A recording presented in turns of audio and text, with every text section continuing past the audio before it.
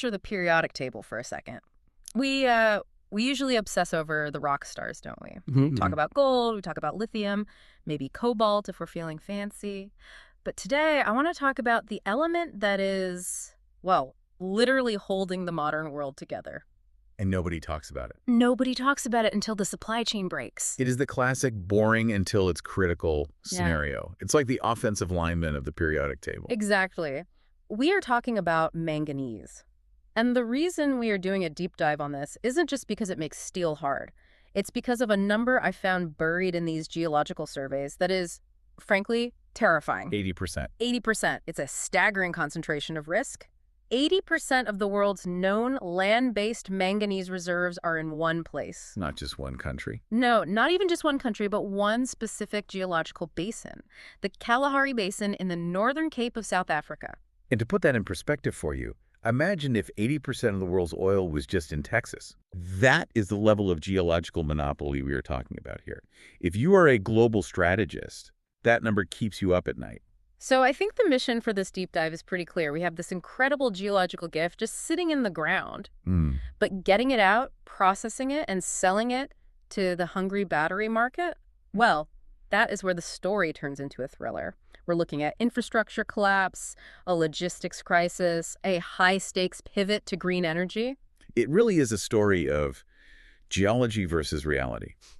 We're going to look at this through two lenses today. First, the massive upstream mining operation, specifically South 32. Okay. And then we'll pivot to a very niche high-tech player called the Manganese Metal Company, or MMC, to see how they're navigating this storm. Let's start with the geology, because the Kalahari Basin sounds vast, but the activity is concentrated in a town with, hands down, the best name in the history of the mining industry. I know where you're going with this. Hotezel. Hotezel. Spelled Hotazel. And having been to the Northern Cape, I can confirm the accuracy of that name. It is dry, it is dusty, and it is hot as hell. But beneath that dust is the premier manganese ore body on the planet. Right. So we're looking at the Hotezel Manganese Mines Consortium. South 32 holds a 44.4% interest? Yeah, a major stake.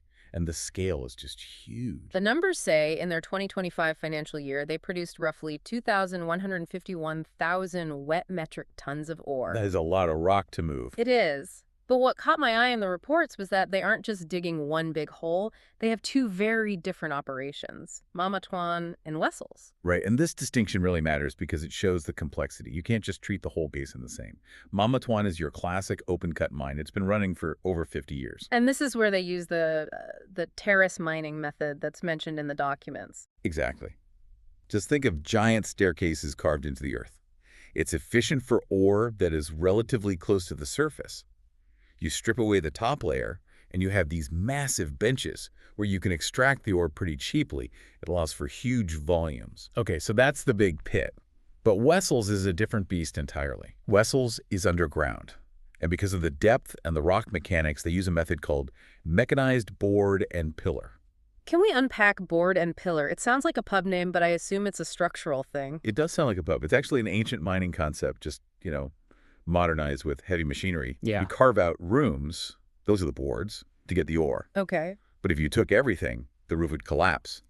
So you have to leave these pillars of the natural ore body behind to support the weight of the earth above. So you're essentially leaving money in the ground just to stay alive? Precisely. It's a trade-off, extraction versus safety. But it's mechanized, so they're driving massive loaders and drill rigs down there. It's not guys with pickaxes. And speaking of capital, one thing that stood out to me in the South 32 sources was this heavy emphasis on social license. In a lot of Western markets, ESG can feel like a buzzword. That's corporate speak. Yeah. But in the Northern Cape, it feels existential. It is existential. Yeah. In South Africa, the inequality is visceral. You have these multi-billion-dollar mining operations right next to communities with very little. If you don't integrate, you don't operate. That simple. The details were really specific. They didn't just say we helped the community. They listed a 45 million rand facility for the Kachalong Community Center, which focuses on vulnerable children. Yeah. It's a key demographic. If you can support the children, you support the families of your workforce. And they literally built a school, the Riorata Primary School, and just handed the keys over to the Department of Basic Education. It's almost like the mine is acting as a proxy for state infrastructure. That's what I was thinking. And you see that a lot. The private sector ends up filling the gaps left by the public sector. There was also that mentorship program with KM therapy solutions for young boys in Kuruman. They're trying to build stability in the community. Because if the community is unstable, the mine is at risk. Exactly. So that's the upstream. Big yellow trucks, deep shafts, massive volume. Digging up the rock. Right, digging up the rock and trying to keep the neighbors happy. But the real value add and the real technical challenge comes when you try to cook that rock. This is the transition from mining to beneficiation. And this brings us to the second main character of our story, the Manganese Metal Company, or MMC. Now, looking at the interview transcripts from the mining Indaba, these guys are fascinating. They're a David in a world of Goliaths. A very apt description. To understand MMC, you have to understand the global market. 95% of the world's electrolytic manganese metal is produced in China. 95%, I mean, that is a monopoly in all but name. It's a stranglehold. And MMC, based in Nelspruit or Mbombela, is essentially the only significant producer of this high-purity metal outside of China. They're the non-China option. They are. But they aren't just selling not China manganese. The source material emphasizes a premium. What are they doing differently in the kitchen? Why is their metal better? It all comes down to purity and the process. The standard Chinese method often uses selenium as an additive. It makes it cheaper to produce, but it leaves trace amounts of selenium in the final metal. Okay, and MMC doesn't. MMC uses a selenium-free process. Why does that matter? Is selenium bad?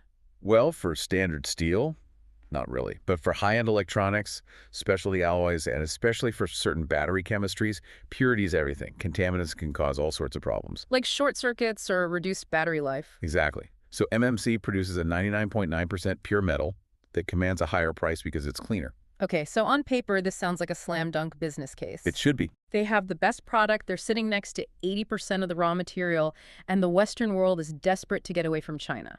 They should be printing money. On paper, yes. In reality, they are fighting for survival every single day. And this is where we crash into the infrastructure struggle, and we have to talk about the elephant in the room, Eskom. The state utility, yeah. The interview with the MMC representative was heartbreaking on this point. This is an electro-intensive business. You need massive amounts of power. Right. Electrolysis is basically using electricity to rip molecules apart. It consumes power voraciously. And for the last decade, Eskom's prices have hiked by double digits. Every single year. Every single year. Imagine running a bakery where the price of flour goes up 20% every year for 10 years straight. You can't. Eventually, you can't sell a muffin for $50. And that's exactly what happened to the rest of the industry. The source noted that the ferrochrome and ferromanganese smelters, the guys who make alloys for steel, have largely shut down. They just couldn't compete with China's subsidized power. So MMC is basically the last of the Mohicans. They are. And they're only surviving because that purity premium we talked about gives them just enough margin to absorb the electricity shocks. But, like they said, they're treading water. But they are doing something about it, right? The sources mention a move to IPPs. Independent power producers. This is a recent and very important shift in South African regulation. They've separated power generation from transmission. What does that mean in practice? It allows MMC to bypass Eskom's generation and buy renewable energy directly from private solar or wind farms. They just pay Eskom to move it along the wires. So they're solving the power crisis by effectively going off-grid, commercially speaking. It's a survival strategy. It stabilizes their costs so they can actually budget. But then there's the other headache. The logistics, rail versus road. This is the tragedy of Transnet, the state rail and port operator. The stats here were just wild. For 40 years, MMC ran like clockwork. Ore came in by train from the Kalahari. Metal went out by train to the ports. It's the most efficient way to move heavy stuff. Rail is cheap, it's safe, high volume. Today. 100% road. That is insane. It's a logistical regression, isn't it? Yeah. The rail reliability just collapsed to the point where they couldn't run a business on it. Yeah. So now you have 50 heavy trucks clogging the N4 highway instead of one train. And there is an anecdote in the source material that really stuck with me. I'm calling it the crane paradox. Oh, the siding story. It's such a vivid image of capital destruction. So MMC has a railway siding at their plant. They invested in this massive specialized crane designed to lift containers and place them perfectly onto rail wagons. Purpose-built asset. Does one job, does it well. Right. But when the trains stopped coming and they had to switch to trucks, they realized The trucks are too high. Yeah. The specialized rail crane couldn't lift the containers high enough to clear the bed of the road trucks. It's almost comedic if it wasn't so expensive. So they had to go out and spend more capital to build a new gantry crane? gantry crane, like just to load the trucks, while their perfectly good rail crane just sits there gathering rust. And that is the cost of complexity the expert was talking about. You are spending money not to innovate, not to extend, but just to retrofit your business backward because public infrastructure failed you. And that cuts directly into the profit margin. The cost of trucking is, what, 3 or 4 times the cost of rail? Oh, easily. Huh. Plus the wear and tear on roads, safety risks, emissions. It's inefficient on every single level. And yet, despite all this, the tone of the MMC interview wasn't despair. It was actually aggressive. Because they see the pivot. They see the next chapter. The battery pivot. Exactly. We established manganese is the muscle for steel, but it is becoming the heart of the electric vehicle battery. Okay, we hear a lot about lithium-ion batteries. Where does manganese fit in? So in the most common EV batteries, NMC batteries, which stands for nickel manganese, cobalt manganese, is the stabilizer. But there's a shift happening. Cobalt is expensive and ethically tricky. Nickel is expensive. And manganese is cheap and abundant. There you go. So car makers are trying to increase the M and decrease the C and N. Volkswagen, Tesla, Stellantis, they're all looking at high manganese chemistries. And this is where MMC is placing their bet. They're building a brownfield project to produce HPMSM. High purity manganese sulfate monohydrate. That is a mouthful. Let's just call it battery-grade sulfate. Deal. Yeah. It's a white powder, essentially. And making it is chemically very, very difficult. You have to remove things like magnesium and calcium to incredibly low levels, parts per million. If you don't, the battery fails. And MMC says, we can do this. They've actually developed 2 proprietary process flows to do it. Yeah. And because they're doing a brownfield expansion building on their existing site, they can do it faster and cheaper than a new competitor starting from scratch. The geopolitical angle here is huge, too. The U.S. Inflation Reduction Act, the EU Critical Raw Materials Act, they're basically saying we will pay you to not buy from China. That's the tailwind. The West has realized that relying on China for 95% of this stuff is a strategic suicide pact. They need a non-Chinese supply chain. And MMC is waving their hand saying, we are here, we have the ore, we have the technology. But to pull this off, you need people. The source mentioned a talent war. Yeah, this is a very niche chemical field. You can't just find a manganese electro-winning expert on LinkedIn. The interviewee mentioned something that I found quite inspiring, actually. He said the people who come to work there, these high-level chemical engineers, are driven by purpose. Creating strength, that was the motto. It's a double meaning, isn't it? Strength for steel and strength for the energy transition. And I think it appeals to a certain type of engineer. You aren't just keeping a machine running. You're trying to solve a global supply chain bottleneck while fighting your own country's infrastructure. It requires a lot of ingenuity. The quote that summed it all up for me was, if you can't adapt, you are dead. That is the South African business motto right now. So let's just zoom out a bit. We have South 32 in the Kalahari, sitting on 80% of the world's reserves, using high-tech mining and building schools to keep their social license. Step 1, secure the rock. Then we have MMC in Nelspruit, taking that rock, refining it into the purest metal in the world, and now pivoting to battery chemicals. All while dodging load shedding and building new cranes because the trains don't run. Step 2, add value against the odds. It feels like South Africa is holding a winning lottery ticket, this resource dominance. But the machine to cash it in is broken. That is the perfect analogy. The resource endowment is world-class. The technical capability, the people at MMC in South 32 is world-class. But the enabling environment, the power and the rail, is acting like a massive anchor. The friction costs are just enormous. They are. And the risk is that capital is mobile.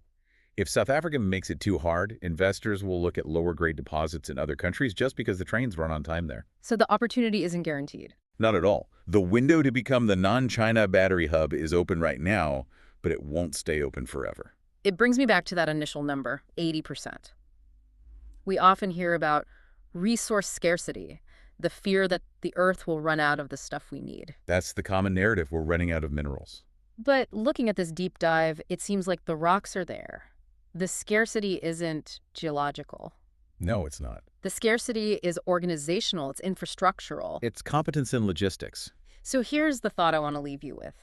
As we race toward this green energy transition, investing billions in gigafactories and EV fleets, are we focusing too much on finding new mines when the biggest bottleneck is just moving the dirt we've already found? That is the multi-billion-dollar question, isn't it? Something to chew on next time you plug in your phone or drive past a wind farm. Thanks for diving in with us. See you next time.